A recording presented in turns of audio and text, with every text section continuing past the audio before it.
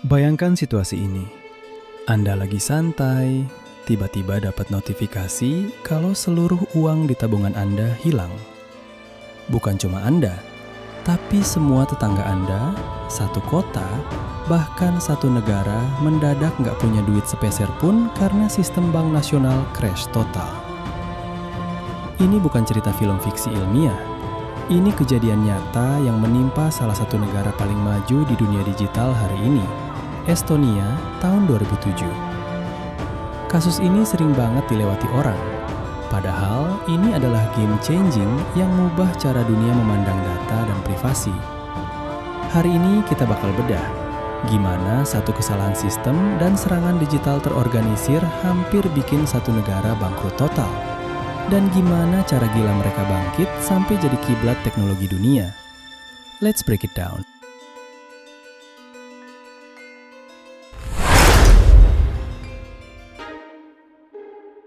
Kita mundur dulu sedikit. Tahun 1991, Estonia baru lepas dari Uni Soviet. Kondisinya miskin, nggak punya infrastruktur, dan tertinggal jauh.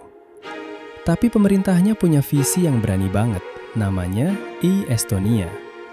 Karena mereka nggak punya duit buat bangun jalan tol atau gedung birokrasi yang megah, mereka mutusin buat bangun semuanya lewat jalur digital.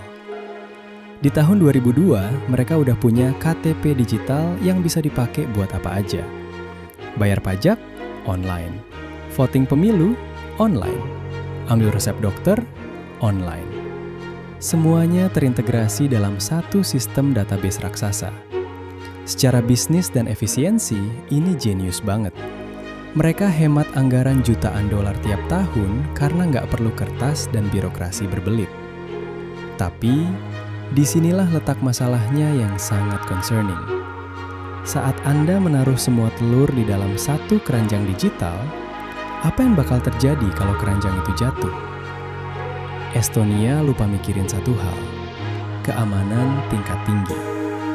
Mereka terlalu fokus bikin sistem yang cepat dan mudah, tapi pertahanannya keropos.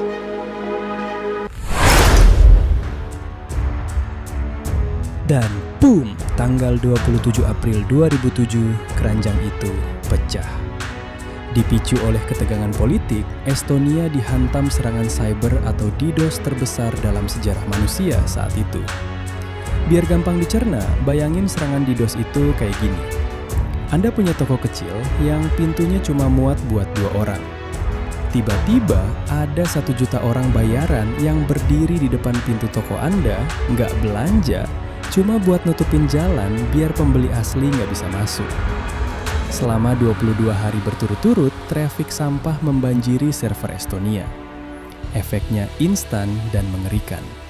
Situs web presiden tumbang. Portal berita nasional mati total. Sistem ATM dan internet banking freeze. Orang-orang berdiri di depan ATM, butuh duit buat beli makan, tapi mesinnya nggak respon.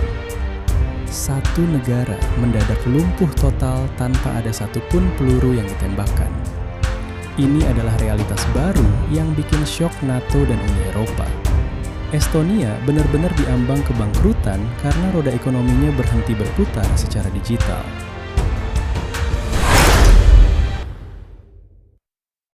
Nah, disinilah plot twist dan bagian paling menginspirasi dari cerita ini dimulai.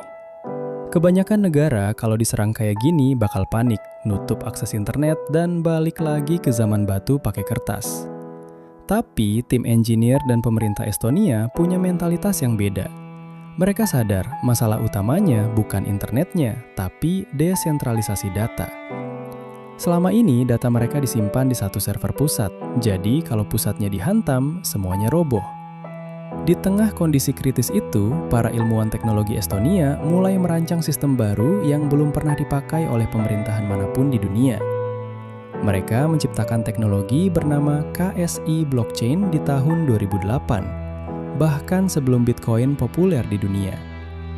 Cara kerjanya radikal. Data KTP, medis, dan keuangan warga nggak disimpan di satu server lagi. Datanya dipecah, dienkripsi, dan disebar ke ribuan titik di seluruh dunia.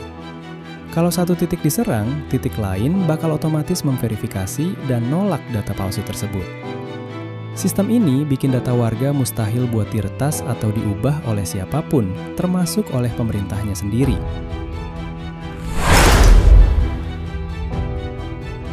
Hasilnya, hari ini Estonia dinobatkan sebagai the most advanced digital society in the world.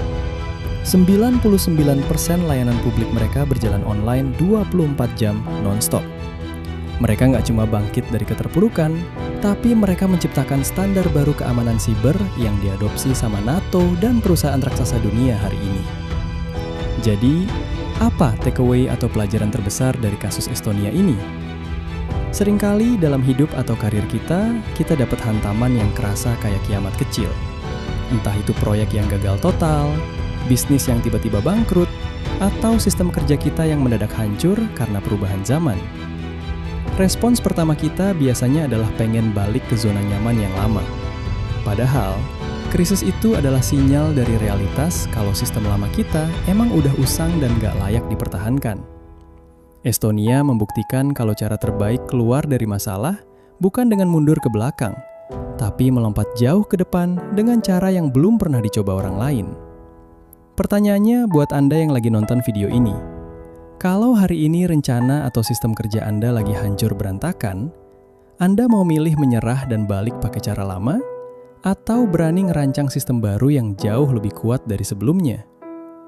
Tulis analisis atau pendapat jujur kalian di kolom komentar bawah, kita diskusi di sana. Saya Mimin, see you in the next video.